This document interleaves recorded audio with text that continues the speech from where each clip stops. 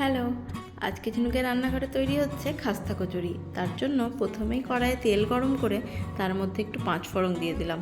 তারপর কাঁচা লঙ্কা দিয়ে সেটাকে ভালো করে ভেজে নিলাম এবং তার সাথে একটু আদা কুচি করে দিয়ে দিলাম।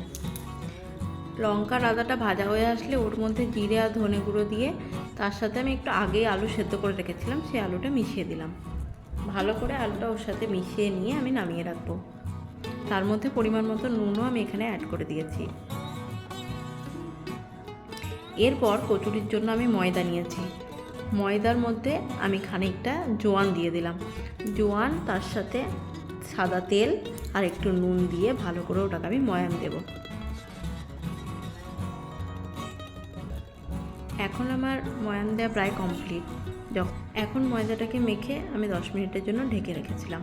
তারপরে আমি ওই ময়দাটা ছোট ছোট করে লেচি করে তার মধ্যে পুরগুলোকে ভরে নিচ্ছি।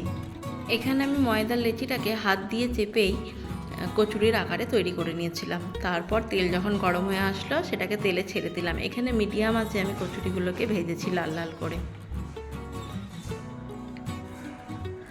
এইভাবে একবার আপনারাও বাড়িতে বানিয়ে দেখুন, খুব ভালো লাগবে খেতে। আর আমার ভিডিওটা কেমন লাগলো অবশ্যই জানাবেন আর সাবস্ক্রাইব করে দেবেন। Thank you.